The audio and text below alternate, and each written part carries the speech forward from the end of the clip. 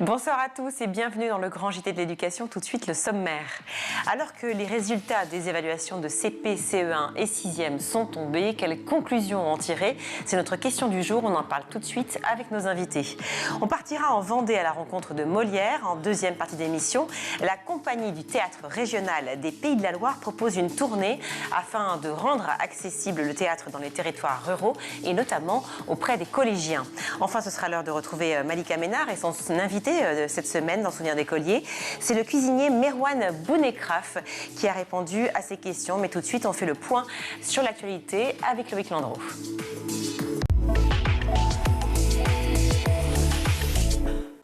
Bonjour Loïc. Bonjour Virginie, bonjour à tous. Dans l'actualité aujourd'hui, les nombreux retards de paiement pour les enseignants. Ils sont stagiaires, jeunes titulaires contractuels ou mutés et ils attendent désespérément d'être payés depuis la rentrée. La cause, selon l'Éducation nationale, des dossiers incomplets et un manque de personnel pour traiter les salaires. Nos confrères du Monde racontent par exemple qu'une contractuelle de Toulouse n'a touché que 300 € depuis le 12 septembre dernier, date de la signature de son contrat. Les syndicats sont extrêmement sollicités sur ces sujets sans que pour l'instant de solutions concrètes ne soient proposées par le ministère. Crise énergétique maintenant, les communes peinent à chauffer les écoles. 10, 12 degrés dans certains établissements, des enfants obligés de garder gants et écharpes à l'intérieur des classes. C'est la réalité de l'école face à la hausse des prix d'électricité, notamment à Évreux et dans le Val-de-Marne. Des parents d'élèves ont exigé la remise en route du chauffage par la mairie qui leur a répondu que les élèves devraient s'habituer à la situation. Le problème est encore plus prégnant bien sûr dans les communes rurales où les écoles sont hébergées dans de vieux bâtiments qui sont mal isolés ou alors dans des préfabriqués. Certaines mairies fournissent actuellement des couvertures et des chauffages électriques. Les enseignants, eux, se disent absolument impuissants et les maires doivent surveiller leur budget pour éviter que la facture n'explose. Tous ne peuvent que conseiller aux parents de bien couvrir leurs enfants. On en vient à ce tollé à Valenciennes. Une enseignante a proposé une sortie scolaire dans un camp de migrants à Calais. Rendez-vous à 7h30 pour remplir le bus avec les dons collectés. 10h, rencontre avec des bénévoles de l'auberge, des migrants, atelier de bénévolat et déjeuner sur place. Voilà ce qui était écrit dans le mail d'une professeure de philosophie adressée aux parents d'élèves qui se sont immédiatement et très vivement opposés à cette sortie. Plusieurs syndicats et personnalités politiques locales ont dénoncé la diffusion d'une idéologie pro-migrants et une prise d'otage des élèves. Il faut savoir que l'enseignante en question est l'auteur de plusieurs livres sur l'immigration et elle a également créé elle-même une association pour venir en aide aux migrants. Elle a annoncé avoir porté plainte après la diffusion d'informations personnelles sur Internet, tout en précisant qu'elle souhaitait maintenir son idée de sortie.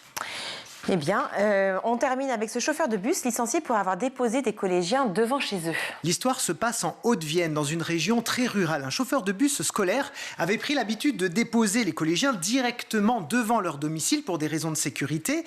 Il vient d'être licencié pour faute grave. Son employeur lui reproche d'avoir pratiqué ces arrêts sauvages sans autorisation, mais aussi d'avoir été insulté par le chauffeur lorsqu'il a été sommé de respecter son parcours. Les parents d'élèves expliquent que leurs enfants doivent marcher le long de routes sans lumière, sans trottoir, sans marquage au sol, donc bien sûr extrêmement dangereuse. Le chauffeur a saisi les prud'hommes et certains habitants envisagent de porter plainte contre l'entreprise de transport pour mise en danger d'autrui. Merci Loïc. C'est l'heure de notre question du jour. Quelles conclusions tirer des résultats des évaluations de CP, CE1 et 6e? On en parle tout de suite, c'est la question du jour. Pour en parler, je suis ravie d'accueillir sur notre plateau Jean-Rémy Girard. Bonjour. Bonjour. Vous allez bien? Ça va bien. Depuis la dernière fois, c'était il n'y a pas si longtemps. Ça va. Mais c'est bien, on fait des points réguliers, Jean-Rémy. Je suis bien contente, parce qu'il faut absolument parler justement des problèmes de l'éducation nationale. Et avec vous, on en parle souvent. Vous êtes président du SNALC, le syndicat des personnels de l'éducation nationale. Et je suis ravie d'accueillir également Virginia Kliwat. Bonjour. Merci d'être avec nous. Vous êtes secrétaire général du SNIP FSU des Bouches-du-Rhône. Et également Loïc Landreau qui est avec nous, journaliste sur School TV. Depuis 2017, le ministère de l'Éducation nationale et de la jeunesse organise à chaque rentrée scolaire des évaluations donc, nationales pour voir quels sont les acquis des élèves de CP, CE1 et de 6e en français et en mathématiques. Autant dire en gros savoir lire, écrire et compter si je ne me trompe pas. Ces résultats viennent de tomber pour cette année et ils sont globalement stable. Alors on était inquiets, on en a parlé plusieurs fois. Les articles sont un peu divers sur le sujet, hein, mais on va justement tous ensemble évoquer ce qui se dit. Commençons par le CP et le CE1. La première tendance qui ressort, c'est la réduction des écarts entre les élèves de REP, hein, de réseau d'éducation prioritaire, de REP+, et les élèves hors éducation prioritaire. C'est le signe que les REP+, finalement, permettent de donner les bonnes opportunités aux élèves, selon vous, Jérémy Gérard ? Alors, il faut toujours prendre les résultats de ces évaluations avec beaucoup de prudence, dans le sens où on sait que les conditions de passation ne sont pas toujours très faciles, hein, pour les professeurs des écoles. On n'est pas toujours assuré parce qu'il peut y avoir des difficultés. Il peut y avoir des difficultés aussi parce qu'elles sont peut-être parfois un petit peu trop longues par rapport au temps qui est prévu. Donc c'est toujours un peu compliqué, surtout sur une année sur l'autre, de dire voilà, d'un seul coup, il y a une tendance forte. Néanmoins, oui, c'est quand même important de voir que l'éducation prioritaire, c'est un dispositif et un système qui a une plus-value, parce que c'est un dispositif qui, effectivement, demande des moyens. Peut-être qu'on n'y met pas assez de moyens, d'ailleurs, dans l'éducation prioritaire, j'allais dire classique, pas les REP+, mais les REP tout court, qui ressemblent de plus en plus, en fait, à des écoles et des collèges lambda.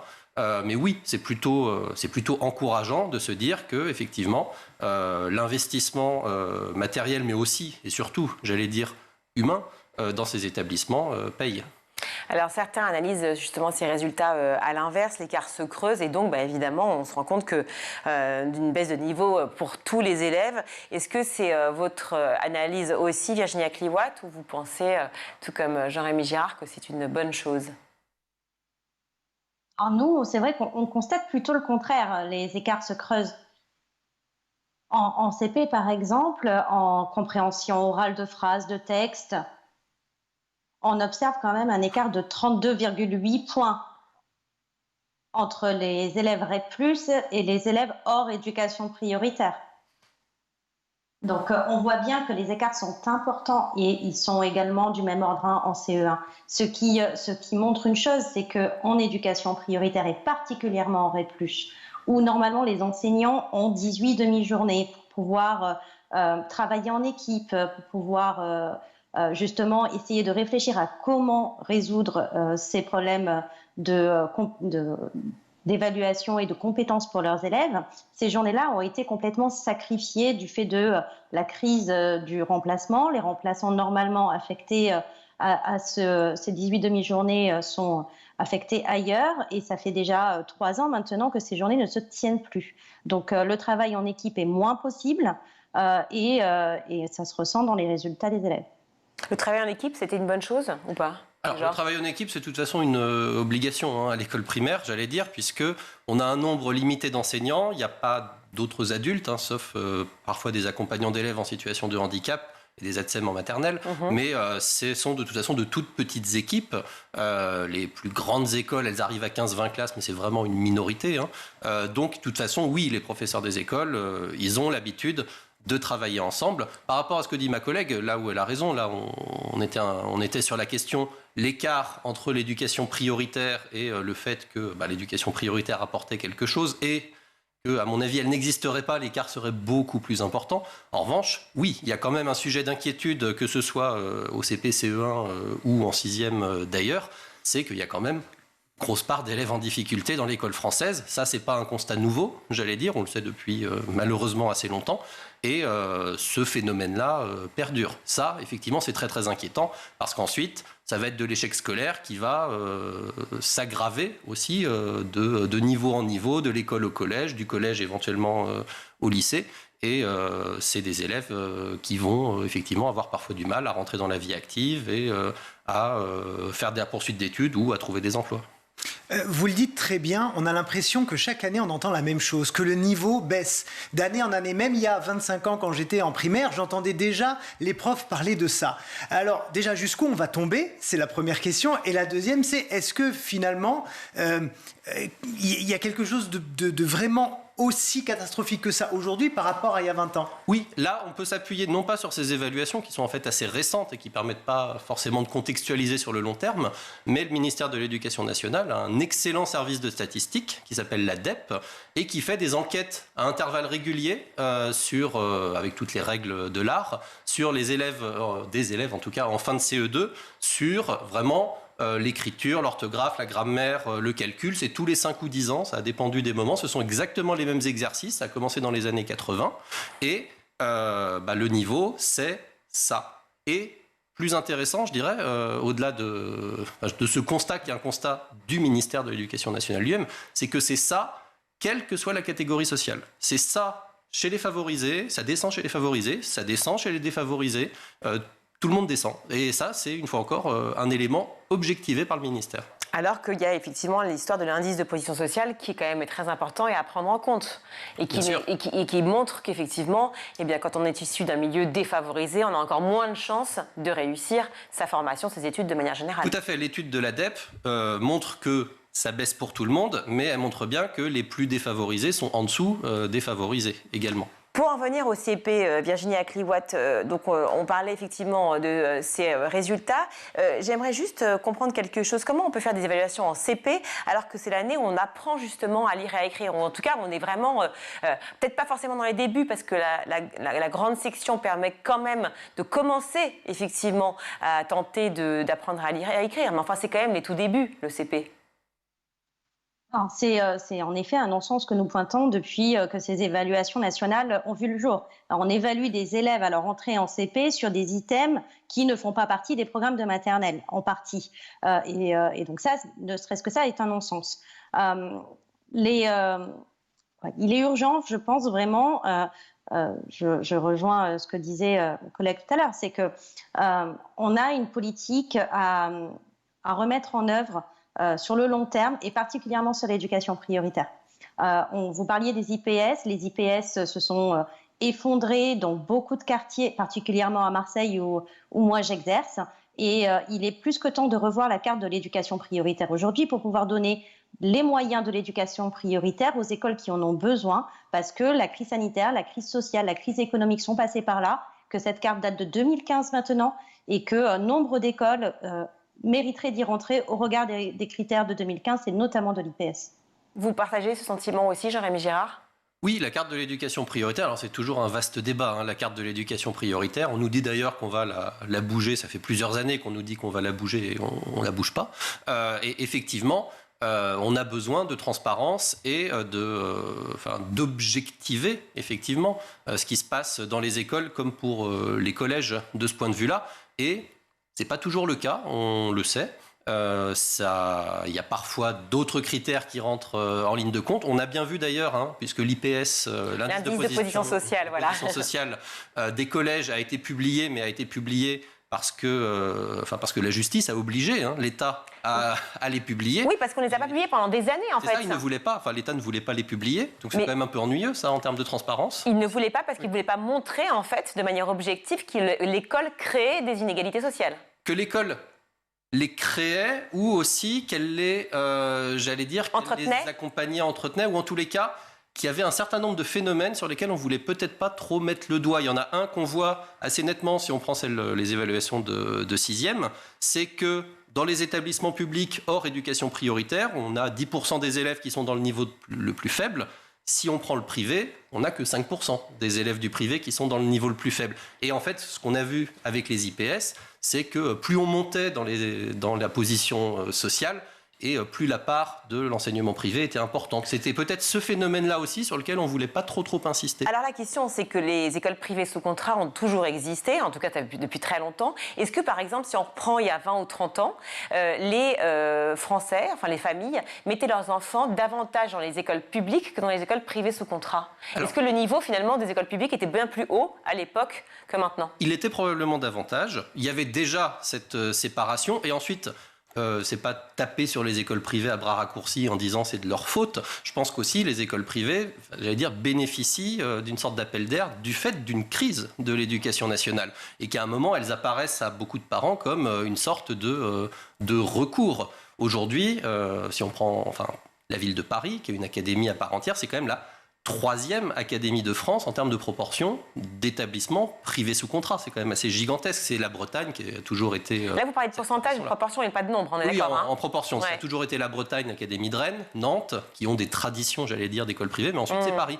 Et on constate bien des distinctions entre, j'allais dire, où les gens habitent et où les gens mettent leurs enfants. Et ça crée ces différences-là. Donc, une fois encore, ça n'explique pas tout, hein, la séparation publique-privée, mais... On le voit parce que ces enquêtes-là, pour le coup, le montrent aussi, c'est qu'effectivement, il y a plus d'élèves en difficulté dans l'éducation prioritaire. J'ai envie de vous dire, on n'a pas besoin de ces évaluations pour le savoir.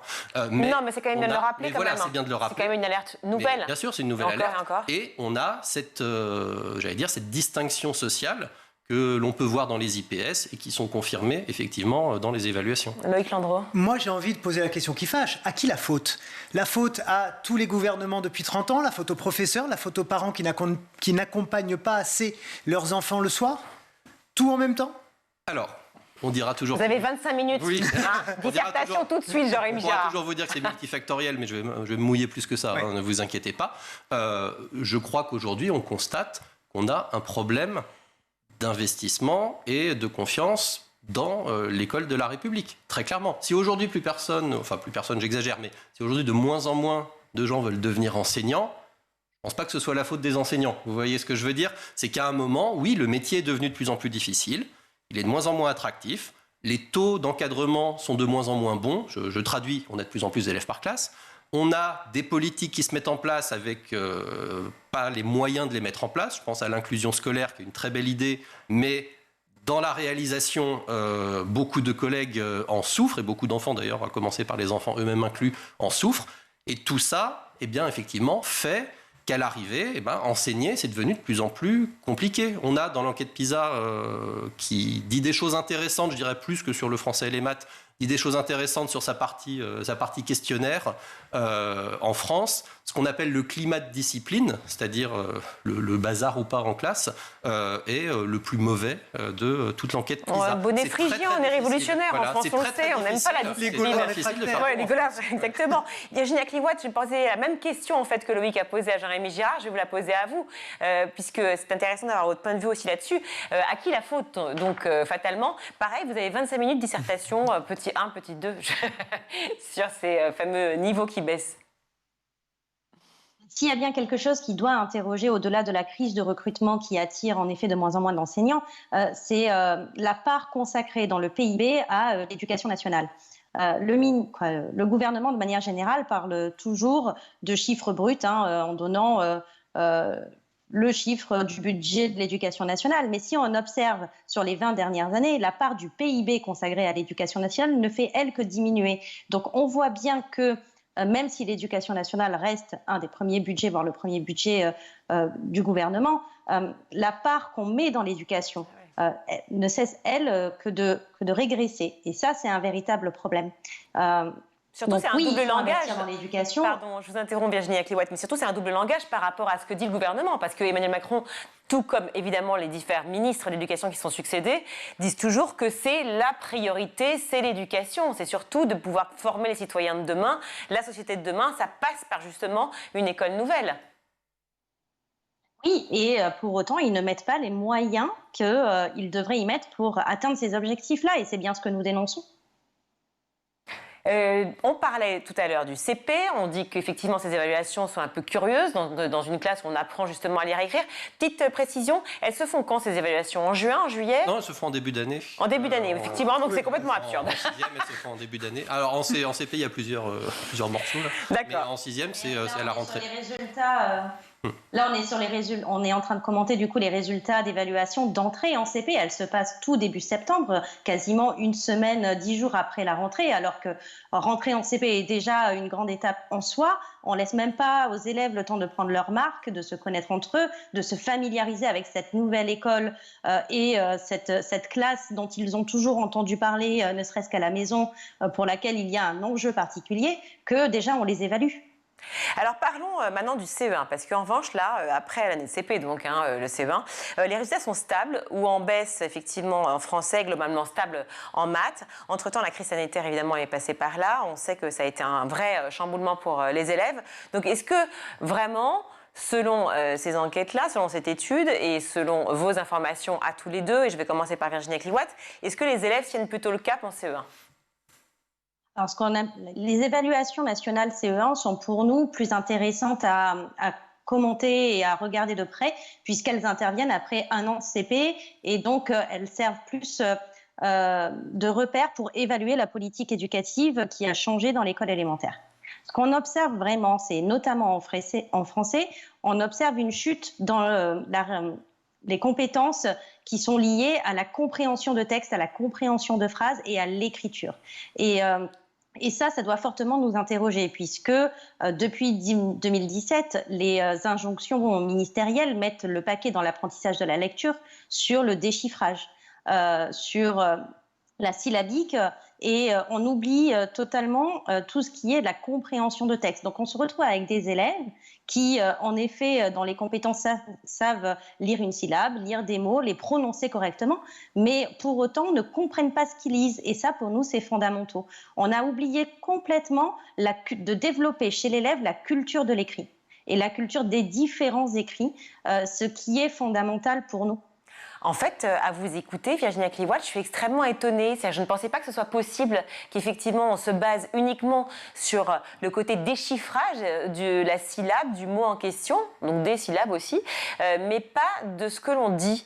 C'est un constat que vous faites aussi, Jérémy Girard ? Alors, en fait, les deux vont ensemble. C'est-à-dire que oui, il faut avoir, ne serait-ce que le travail du lexique, par exemple. C'est-à-dire si vous n'avez pas une connaissance et un grand lexique de mots, votre lecture va être plus compliquée. Mais si vous n'avez pas automatisé le déchiffrage, vous n'arriverez pas à lire correctement non plus. Et pour nous, au SNALC, et là on a peut-être un petit point de dissension avec ma collègue du SMUIPP, mais c'est pas grave, hein, c'est ça aussi qui fait la richesse syndicale.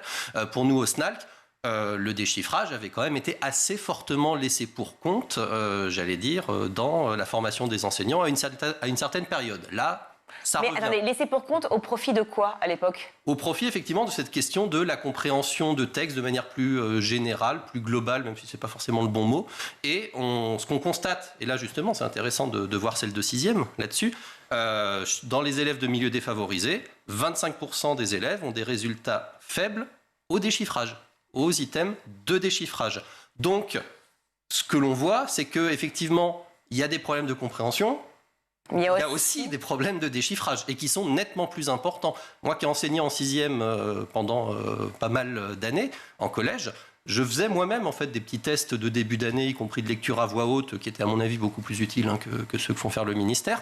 Et certains élèves, effectivement, le problème, c'était même pas la compréhension, c'était simplement d'arriver à lire la suite de mots, et des mots un peu compliqués, par exemple dans la mythologie grecque, certains élèves abandonnaient la lecture du mot. Et ça, c'est un phénomène, je trouve quand même intéressant qu'on remette un peu ça sur le devant de la scène, mais on est bien d'accord, il ne s'agit pas de faire 100% du déchiffrage toute la journée, matin, midi et soir, mais c'est quand même un problème que beaucoup de professeurs de collège et beaucoup de professeurs des écoles aussi ont pu constater, c'est-à-dire que si on n'a pas automatisé suffisamment le déchiffrage, il va y avoir de toute façon des difficultés de lecture qui vont s'enquister. Qu'est-ce que vous répondez, Virginia Kliwat, à cela ? Puisque vous dites c'est divergent sur le... Non, je ne pense pas que ce soit un élément de divergence. Par contre, ce qu'on analyse, nous, c'est que on a toujours eu ce débat qui revient de manière permanente. C'est entre la méthode syllabique ou la compréhension de texte. Il est urgent de sortir de ce débat-là qui est stérile et qui ne mène à rien. La lecture doit se voir dans son ensemble. Bien sûr qu'il est important de faire de la correspondance graphophonologique et de la syllabique, mais il est tout aussi important de faire de la compréhension de texte parce que ça agit surtout derrière. C'est pas uniquement sur l'aspect lecture, mais un élève qui sait correctement lire des mots, mais qui, quand il lit une consigne en mathématiques, n'est pas capable de comprendre ce qu'on lui demande de faire, alors qu'il serait très bien peut-être capable de le faire. Mais s'il n'arrive pas à la lire déjà avant, c'est un problème d'office. Enfin, je veux dire, il est même plus dans la compréhension. C'est bien pour ça que je dis qu'on n'a pas forcément de différence de point de vue. La lecture est à voir dans son ensemble, à la fois sur le côté déchiffrage et fluidité de lecture, mais également dans le côté compréhension de ce qu'on dit. Et malheureusement, le débat tend à s'enfermer entre une opposition entre les deux. Le constat est terrifiant, hein. Très clairement, quand on se parle tous les quatre, on le voit, que ce soit pour le CP, le CE1 ou la 6e. Pour pallier à ce problème, donc, le ministre de l'Éducation, Pape Ndiaye, propose une réforme du collège. On avait fait la réforme du lycée, on avait fait la réforme du primaire. Voilà. Maintenant, voilà, réforme du collège en 3 modules. Donc en 6e, module de consolidation pour les plus en difficulté, module d'approfondissement pour les élèves les plus à l'aise, et puis une classe de 6e tremplin pour les plus en difficulté. C'est bien ça ? Je me suis trompée ou pas? Alors, je ne sais pas si vous vous êtes trompé ou pas trompé, parce que nous, en tant qu'organisation syndicale représentative, on ne sait pas ce que c'est encore. Il devait y avoir des annonces cette semaine, ce début de semaine, et elles ont été reportées. Donc, je ne peux pas vous dire actuellement, là, sur le plateau, je ne peux pas vous dire quels sont exactement les plans du ministère pour la classe de 6e. Je voudrais quand même faire une ou deux remarques. C'est que je ne suis pas certain que changer la classe de 6e change quoi que ce soit aux évaluations d'entrée en 6e, si je puis me permettre cette logique en termes de chronologie. Il y a toujours l'histoire de l'avant-après, en fait. Voilà. Hein. Ensuite, il y a évidemment le fait que si on constate des difficultés à un niveau, c'est bien d'essayer de faire des choses pour les résoudre. On peut par exemple constater que les horaires de français et de mathématiques au collège n'ont pas été particulièrement gâtés par les réformes successives et qu'on n'a jamais eu aussi peu d'heures de français en 6e en France, aujourd'hui. Mais alors, rien qu'en pensant à cette nouvelle proposition, effectivement, qui serait a priori celle-ci, celle des 3 modules en 6e, donc aujourd'hui, consolidation, approfondissement et 6e, classe de 6e tremplin, donc qui pour les plus en difficulté, est-ce qu'on ne remettrait pas, Virginia Kliwat, en cause, justement, le fameux collège unique? Est-ce que ce n'est pas l'échec du collège unique?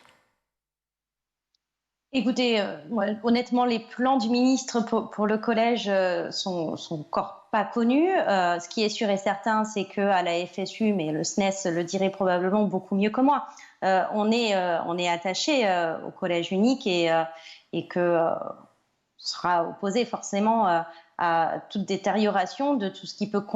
Il faut arrêter de penser la classe comme quelque chose qui n'est pas hétérogène. L'hétérogénéité des élèves dans une classe, c'est aussi ça qui influe sur la progression des élèves au sein de la classe. Il se passe énormément de choses entre élèves dans une classe qui ont énormément d'importance. Comment est-ce que des élèves qui, sur une discipline, pour parler du collège, mais sur une compétence particulière, vont être plus performants que d'autres et vont pouvoir apporter justement de l'aide aux élèves qui sont là aussi en difficulté. L'hétérogénéité d'une classe est quelque chose de vraiment très important. Oui, hétérogénéité, quand vous dites... Enfin, hétérogénéité, je comprends, mais ça veut dire que hétérogénéité par, effectivement, l'éducation, par la façon de voir les choses, par peut-être, justement, les fameuses CSP, les IPS, etc., la mixité sociale, certes, mais est-ce que vous parlez d'hétérogénéité par rapport aussi au niveau? C'est ça que je veux comprendre. On n'a pas des bons élèves dans tout et des mauvais élèves dans tout. Chaque élève a ses forces et ses faiblesses et sur différents items, différentes compétences. Et donc, vouloir essayer de séparer les élèves en 3 catégories, les bons, les moyens, les mauvais, si je résume un petit peu ce que vous venez d'énoncer, oui. Se profilerait pour l'entrée en 6e, serait une grave erreur. Jean-Rémy Girard, est-ce que c'est votre avis? Et ma dernière question, c'est pourquoi vouloir réformer dans ces cas-là ce fameux collège unique quand on sait que la primaire déjà ne fonctionne pas, quoi. C'est-à-dire qu'en fait, les évaluations de CP et de CE1 sont déjà pas bonnes. Voilà, alors quand on dit la primaire... Et c'est la conclusion. Bon, quand on dit la primaire ne fonctionne pas, il faut bien voir que ce n'est pas la faute des professeurs des écoles qui font ce qu'ils peuvent dans des conditions compliquées. Mais les professeurs de collège qu'on syndique également au SNALC, en plus des professeurs des écoles, font aussi ce qu'ils peuvent. Et nous, ce qui nous remonte, c'est que l'hétérogénéité extrême, ça ne marche pas.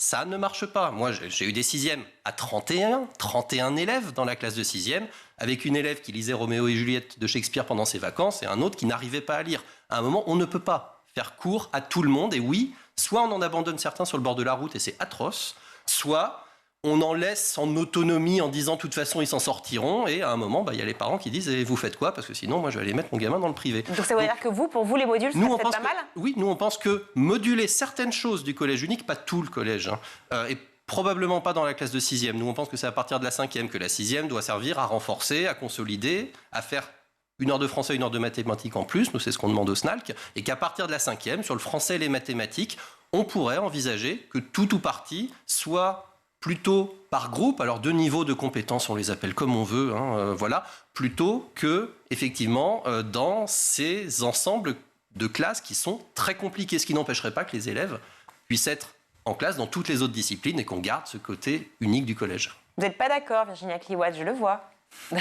Écoutez, de ce que j'entends, a priori, plus que l'hétérogénéité des élèves, c'est le problème de sureffectif qui est à mettre en cause, parce qu'avec des élèves de niveaux différents mais à effectifs réduits, ça se passerait sûrement beaucoup mieux et il y aurait une dynamique différente dans les classes. Probablement, oui. Le problème de sureffectif est vraiment le problème premier qu'on rencontre dans nos classes et dans nos...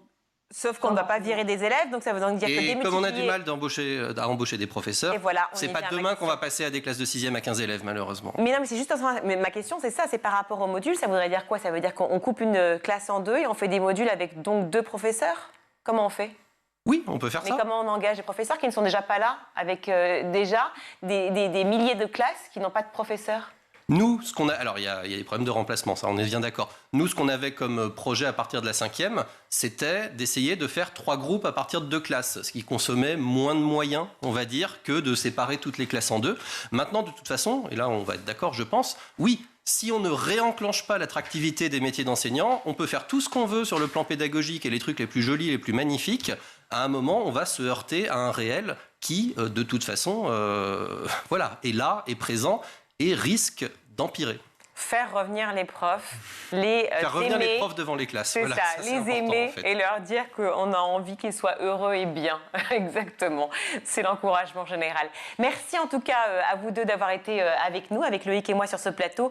Virginia Kliwat, merci 1000 fois d'avoir été présente sur le Grand JT. Vous êtes secrétaire générale du SNUIP FSU des Bouches-du-Rhône et Jean-Rémy Girard, président du SNALC, le syndicat des personnels de l'éducation. On marque une courte pause, on se retrouve.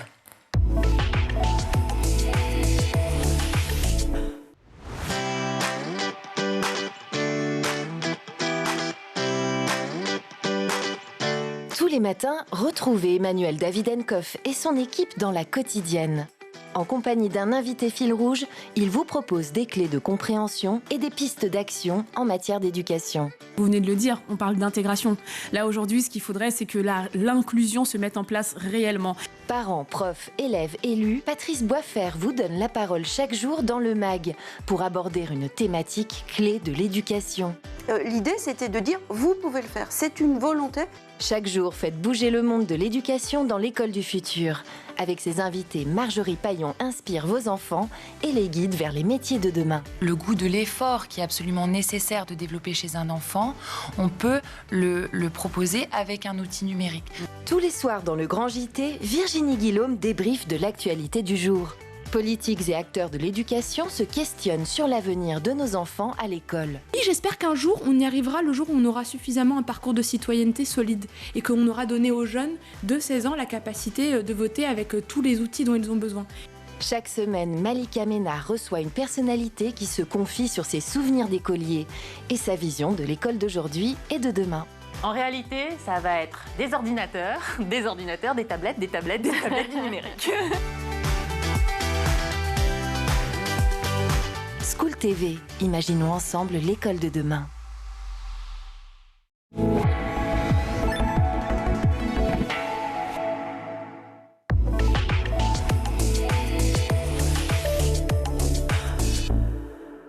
De retour dans le Grand JT d'éducation, je suis ravie d'accueillir par Skype Camille de la Guillonnière. Bonjour. Bonjour, merci Maggie. Mais je suis ravie. Merci d'être avec nous. Vous êtes le directeur et metteur en scène de la compagnie du théâtre régional des Pays de la Loire. Vous entamez une tournée hivernale à la rencontre des collégiens de 3 communes en Vendée et vous présentez l'Avare de Molière, un grand classique, l'Avare. Vous avez voulu choisir spécialement un classique ? Non, on n'a pas voulu choisir un classique. Ce qui s'est imposé à nous, c'est un peu une obsession dans pas mal de spectacles que j'ai montés. C'est à quel point l'argent déshumanise encore aujourd'hui, et c'est ce que dénonçait Molière il y a presque 400 ans. Donc voilà, ça a été comme une évidence. Déjà pour le fond, et ensuite voilà, ce texte a une histoire particulière avec le théâtre régional des Pays de la Loire, donc c'est aussi ce qui a fait qu'on a décidé de le monter cette année. Ah oui, justement, vous défendez un théâtre techniquement simple et volontairement pauvre, justement, dans les termes où l'acteur et le jeu sont au centre. Ici, à travers votre tournée, vous allez rendre les élèves spectateurs, mais aussi acteurs, c'est ça ? C'est très important pour moi, dès qu'on fait venir une classe ou des jeunes au théâtre, des jeunes qui quelquefois, c'est l'une de leurs premières expériences de rencontre avec la scène, de tout de suite pouvoir créer une intimité et un lien particulier entre le plateau et chaque acteur en particulier. Donc tous les jeunes qui viennent voir le spectacle auront eu 3 heures d'atelier avec un acteur du spectacle, 1 heure de discussion autour des thèmes de la pièce, du métier d'acteur, de la mise en scène, de Molière, etc. Puis 2 heures vraiment de pratique, une pratique qui va de la découverte de ce que c'est que être à 14-15 ensemble sur un plateau jusqu'à commencer à travailler quelques mots du texte de Molière. Et alors pourquoi les collégiens en particulier? C'était à la fois une volonté de votre part, une exigence de la région? Comment ça s'est passé? C'est un âge qui est aussi poreux, particulièrement. Enfin, voilà, il faut commencer de bonne heure, je dirais. C'est un projet qu'on a monté avec le département de la Vendée, et c'était vraiment un souhait ensemble qu'on accompagne plus particulièrement les collégiens sur cette opération. Alors, comment réagissent-ils justement à ce projet? Peut-être que certains ont vu l'Avare avec Louis de Funès, peut-être d'autres ont vu des pièces classiques, donc l'Avare joué, mais dans des théâtres plus classiques. Est-ce qu'ils ont une référence déjà? Est-ce qu'ils savent qui est Molière? Est-ce qu'ils ont une référence? Est-ce qu'ils ont une idée de ce qu'est le théâtre aussi? On se rend compte quand même que sur la masse. Alors en plus, on va particulièrement en milieu rural, plus ou moins éloigné aussi des centres de diffusion habituels. Donc on a pas mal d'élèves qui sont très peu allés au théâtre. Et avec finalement assez peu d'idées préconçues, je dirais. Même, on pourrait se dire, voilà, ils imaginent ça en perruque, ou pas tant que ça, c'est surtout plutôt pas d'idées du tout sur ce que ça peut être, quelquefois. Et donc, un peu, je dirais, un terrain à conquérir totalement, parce que, voilà, ils débarquent. Ok. C'est très important ce que vous faites en réalité dans les collèges, puisque c'est, comme vous le disiez, le moment où on est le plus poreux, mais aussi où on est le plus en demande de rayonner, où on a envie de mettre des mots et on doit sortir un peu de soi-même et où quand même on a besoin que des gens nous portent. Et est-ce que c'est important pour vous? Est-ce que vous travaillez sur aussi la prise de parole, sur cette façon que peuvent avoir les collégiens justement de dire au monde: oui, en fait, je suis là, j'existe, même si je suis en milieu rural. Et en fait, le théâtre va m'aider à prendre ma place dans cette société. Est-ce que c'est ça aussi qu'il y a derrière? Je dirais que avec le temps qui nous est imparti, il ne faut pas exagérer, on ne va pas changer la vie de ces jeunes en 3 heures, mais néanmoins, dans ce petit espace de temps, c'est fou tout ce qu'on voit et tout ce qu'on voit évoluer même sur chaque jeune avec qui on travaille en très peu de temps, et que je crois que ce qu'on essaye de faire toucher du doigt, c'est aussi une prise de conscience par chacun de son propre aura. Voilà, qu'est-ce que je suis une personne qui peut être importante et qui peut avoir des choses à dire. Et si l'espace d'une seconde, on a pu faire comprendre aussi à ces jeunes que juste en soi, même en faisant presque rien, ils sont déjà importants, ils arrivent déjà en racontant quelque chose, ils apportent une histoire sur le plateau juste en étant là, par cette présence réelle, vivante en face de nous, il y a un peu du pari qui est gagné. Mais prendre conscience de son aura, c'est énorme comme phrase, enfin c'est énorme comme situation, comme importance. Vous le dites vous-même, en 3 heures, c'est possible ça? Non, c'est pas possible pour tous, mais je vous dis, on effleure, on touche du doigt, et on voit quand même, c'est très intéressant de discuter avec les professeurs après, comment des rapports quand même s'inversent un peu, quoi. Enfin, des têtes de classe peuvent s'effacer, alors qu'au contraire, les derniers tout d'un coup explosent. Et on a le temps de voir en 3 heures de ces explosions-là. Alors, on parle des collégiens. Les collégiens, ça va de la 6e donc jusqu'à la fin de 3e, même on peut dire presque jusqu'à la seconde. Ça veut dire qu'un âge très important, enfin un écart d'âge très important, donc entre 12 et 15, 16 ans. On n'est pas du tout le même. Donc j'imagine qu'en fonction des classes avec lesquelles vous travaillez, vous n'avez pas du tout les mêmes échanges, les mêmes mots, les mêmes vocables, la même façon de pouvoir discuter, de même façon de penser, de philosopher aussi la vie, parce qu'on parlait d'argent en tout début d'échange ensemble, et de cette société qui est très monétisée, jouer l'avare, c'est pas innocent. Donc j'imagine que vous avez beaucoup de réflexions à ce sujet, et qui sont très différentes en fonction des classes. Et bien, curieusement, je trouve que au niveau des échanges sur le fond, et même sur le métier et tout ça, de la 6e à la 3e, il n'y a pas tant de différence que ça. Je m'en étonne moi-même, mais c'est vrai, je trouve qu'on a des discussions de fond avec les 6e qui me me la coupe un peu de temps en temps. Enfin, j'avoue que il y a quand même vraiment matière à discuter, matière à échanger. C'est plus sur le travail au plateau. On va sentir qu'à partir de en 6e, il y a le ludique du théâtre arrive encore très vite tout de suite. 5e un peu. À partir de la 4e, le regard des autres devient un petit peu plus compliqué. Et en 3e, c'est un peu pareil. Mais non, sur les discussions de fond, c'est assez surprenant, enfin, le potentiel qu'il y a déjà chez les très jeunes, je trouve.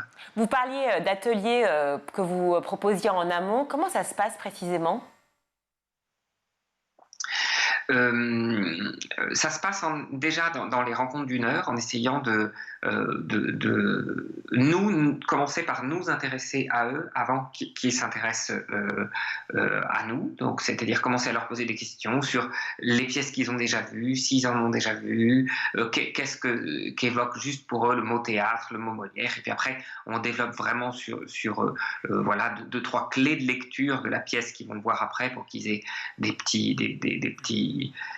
des accroches sensibles, que ce soit avec la rencontre de l'acteur qui jouera ou même sur des thèmes qu'on aborde tous ensemble.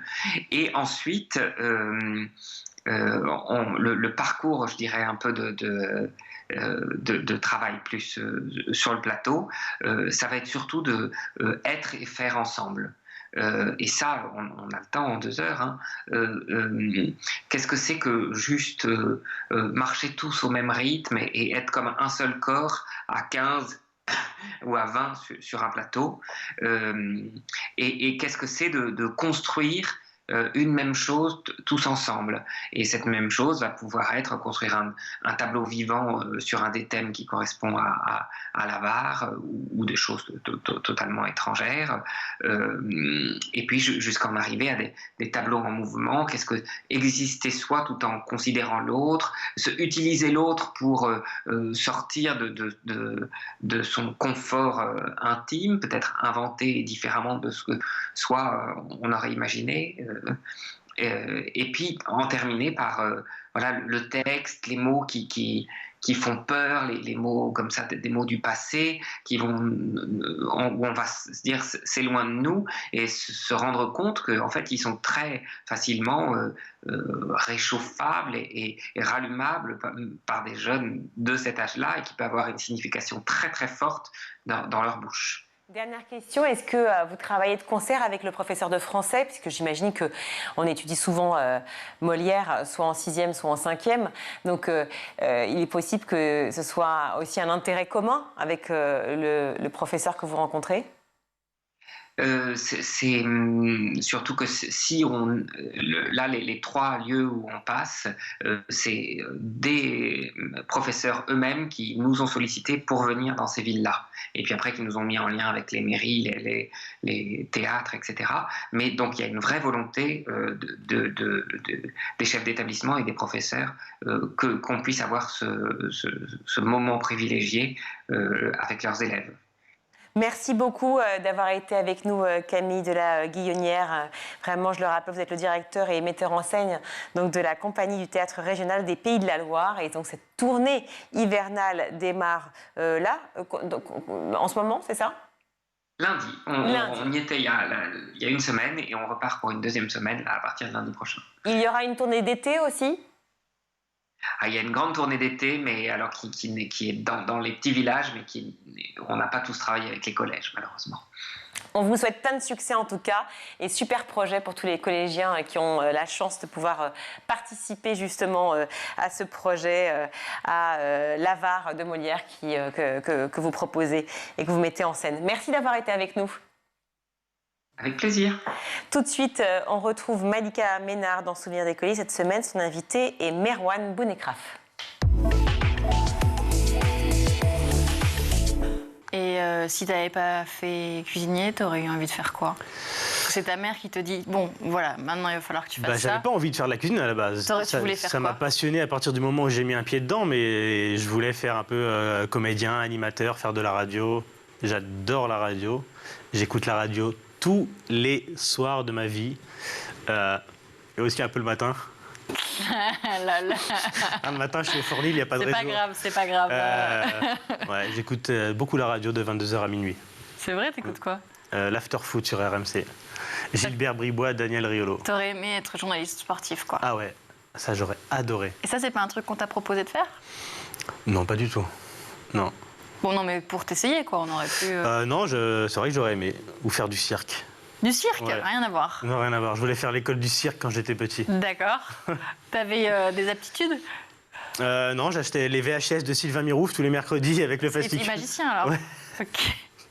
Je m'entraînais à faire disparaître des trucs dans ma chambre. Le tour du journal et le foulard dans le faux pouce. Et alors? Ça, ouais, oui, heureusement que ça marchait. Et donc, oui, donc t'aurais aimé faire du cirque ou être journaliste quelque chose sportif? d'artistique ou un peu. T'aimes bien avoir l'attention aussi sur toi, alors? Je pense un peu, ouais. T'as un besoin d'être au centre de l'attention? Je pense, inconsciemment, ouais. T'as manqué d'amour? Je sais pas.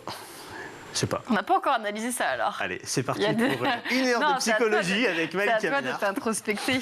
Qu'est-ce qui t'a plu dans la cuisine? Parce que tu dis, avant d'essayer, je savais pas que j'aimais. Au moment où t'essayes, t'aimes. Qu'est-ce qui se passe? Ce qui m'a plu, c'est pas un truc particulier dans la cuisine, c'est plutôt le fait de réussir et de gagner mon petit salaire au début d'apprenti, 300 €, et d'avoir une petite prime de 50 €. De comprendre, en fait. Je travaille, je suis payé. Voilà, de travailler, d'avoir un petit salaire pour ce travail et de rendre fier et content mon maître d'apprentissage et ma mère. Et puis à l'époque, je faisais des petits concours d'apprenti et tout, et ça marchait plutôt bien pour moi. Et donc, combien d'années de formation? Moi, j'ai juste fait 2 ans de CAP et après, je suis allé travailler directement. T'es allé travailler où, alors? Je suis allé travailler dans un restaurant étoilé à Aulnay-sous-Bois. Je vais dire son nom, même si je suis plus du tout en relation avec lui et que, excuse-moi, le terme, c'est un vrai con. Ouais. Ça s'appelle l'Auberge des Saints-Pères. C'est un restaurant étoilé où c'est l'école à la dure, très très à l'ancienne, mais vraiment à la dure, et vraiment ce qui se passe là-bas, c'est pas toujours très beau. Mais ça m'a appris à me débrouiller tout seul, ça m'a appris En fait, il nous a plutôt appris un de mes meilleurs amis, il a bossé là-bas. C'est là-bas qu'on s'est rencontrés, et il nous a appris à être patron dans notre tête, en fait. Et dans ce métier, c'est ça qui est très important. Tu peux connaître toutes les recettes sur le bout des doigts, mais si t'as pas la volonté de vouloir gérer, driver les autres et d'être un requin, tu vas recevoir des ordres toute ta vie. Et il nous a inculqué ça, et je me suis toujours dit qu'un jour on arrêtera de me donner des ordres et que c'est moi qui les donnerai. Et tu n'as tout de suite plus eu envie d'en recevoir, quoi. Exactement. C'est déjà la fin de ce numéro. On se retrouve demain pour la suite de Souvenirs d'écoliers, toujours en compagnie de Merwan. À demain. Merci Malika, et à demain. Allez, tout de suite, c'est l'heure du Zap avec le meilleur de School TV. Le 30 août dernier, le député Philippe Latombe questionne le gouvernement sur le bien fondé pour l'éducation nationale de s'équiper d'ailleurs d'outils comme Microsoft Office 365 ou Google Workspace. Motif de l'élu vendéen, la gratuité de ces solutions, considérées comme du dumping et de la concurrence déloyale. Et puis la conformité au RGPD, le règlement européen sur les données personnelles. Question posée le 30 août, réponse le 15 novembre, évidemment. C'est pour ça qu'on vous en parle. Le gouvernement dit oui, 2 fois oui. D'abord, la gratuité illimitée n'est pas compatible avec la concurrence saine entre les acteurs qui pourraient travailler avec le ministère. Et puis, la protection des données, la doctrine est claire, stop au déploiement des extensions de Microsoft ou de Google qui seraient contraires au RGPD. Bilan des courses, Philippe, les établissements scolaires vont devoir s'en passer. Ça vous réjouit ? Oui, absolument, parce que effectivement, avec les 7 autres co-signataires de cette tribune, nous avons voulu rappeler qu'il existe en France tout un ensemble de solutions matures qui existent déjà depuis de nombreuses années, qui représentent déjà plusieurs millions d'utilisateurs. Il existe des alternatives françaises qui respectent effectivement le cadre bien de la RGPD et plus largement en fait de cette doctrine cloud au centre, cloud de confiance que le gouvernement a mis en place l'année dernière, notamment avec la DINUM, la direction interministérielle du numérique, et qui avait déjà rappelé à cette époque que ces solutions américaines n'étaient pas conformes et qu'il était temps de stopper, en fait il était nécessaire de stopper leur déploiement ou le déploiement de projets futurs. Et là effectivement avec cette réponse très claire du gouvernement à la question de Philippe Latombe, ils enfoncent le clou et nous espérons effectivement que le ministère de l'Éducation se tournera vers ces solutions qui peuvent incarner cette alternative souveraine pour tout ce qui concerne finalement le travail au quotidien des collégiens, des lycéens. Donc le travail au quotidien, c'est principalement aujourd'hui de la messagerie, de la visioconférence, du partage de fichiers, bref, tout ce qui permet de travailler de façon simple. Mais c'est ô combien nécessaire dans aujourd'hui des modes de travail qui se sont de plus en plus déplacés sur du travail sur des solutions cloud. Complètement, parce qu'on parle...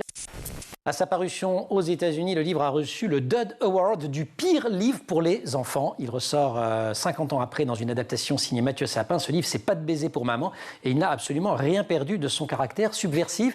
J'ai lu que le titre, il l'avait imaginé, Ungerer, et même le principe de cet album, en réaction à un album d'une autre star, d'un autre monument de jeunesse qu'est Maurice Sendak, et il avait la volonté de choquer, Ungerer.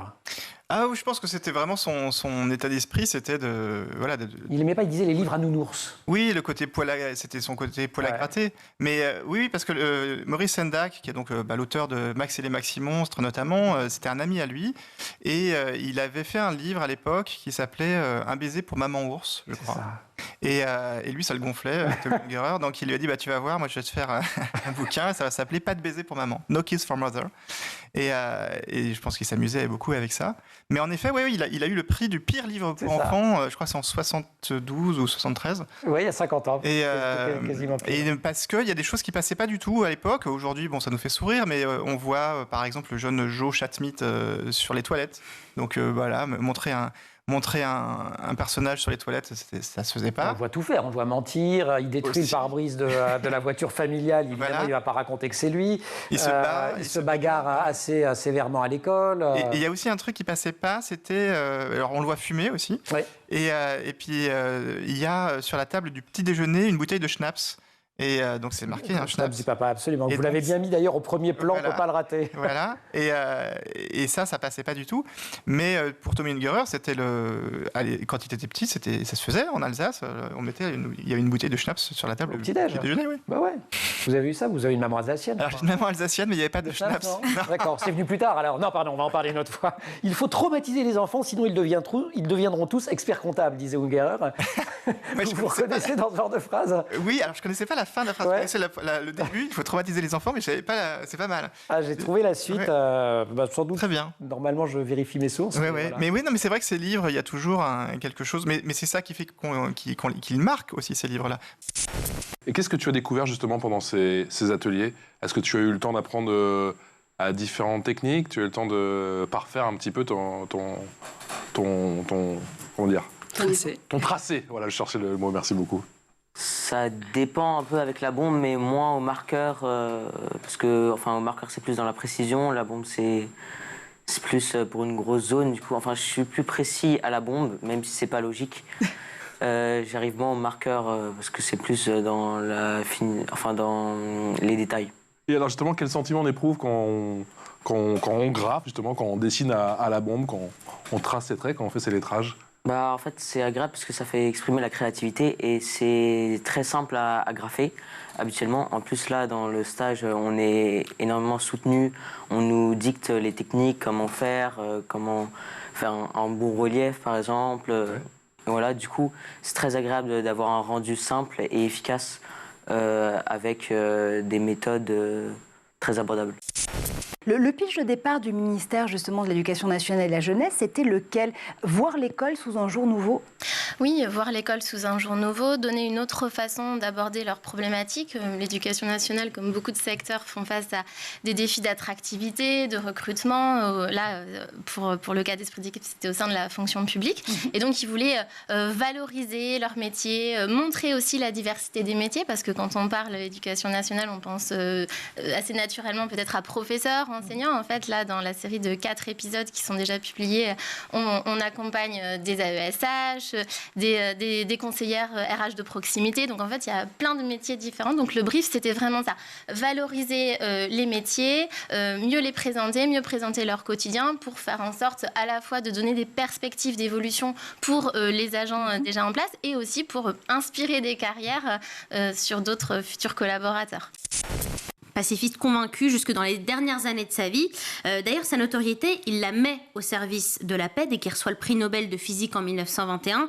Il profite de son succès soudain pour redire à quel point la paix est essentielle, mais il sent bien que son invention commence à lui échapper et qu'elle peut devenir dévastatrice. Il alerte très tôt le président Roosevelt de l'époque, en 1939, des dégâts colossaux que pourrait générer la bombe atomique. Et l'épisode d'Hiroshima et de Nagasaki sera un drame pour lui. Einstein qui meurt en 1955 aux États-Unis, où il a vécu une grande partie de sa vie. Oui, à l'âge de 76 ans, après avoir œuvré pour la paix toute sa vie et alerté sur les dangers de l'utilisation de la bombe atomique.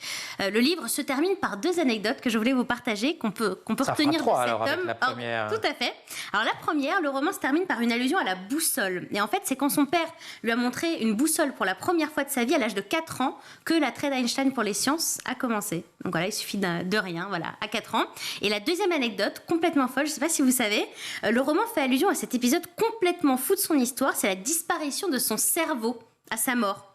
Et en fait, c'est le médecin qui a autopsié le corps d'Einstein, qui a prélevé son cerveau sans l'autorisation de la famille, voilà, pour comprendre. Est-ce qu'il avait un gène particulier, est-ce qu'il y avait quelque chose? Alors, on ne sait pas trop ce qui ressort de ses recherches, apparemment pas grand-chose justement, mais il l'a quand même découpé en 240 parties. Oh. Il les a distribuées à des scientifiques. Et il en a gardé toute sa vie avec lui tout le temps dans un petit bocal. Et voilà, et maintenant il y a des documentaires, si vous voulez, à ce sujet. Et maintenant ils sont dans 2 musées aux États-Unis. Je crois qu'il y en a un à Philadelphie et l'autre, je ne sais plus, mais en tout cas, voilà, dans 2 musées, vous pouvez voir les bocaux on va arrêter là. C'est charmant. Elle est moins drôle, la deuxième. Voilà. Non, mais c'est fou quand même. Comment il fait quand il a 72 ans pour son anniversaire? Comment il fait?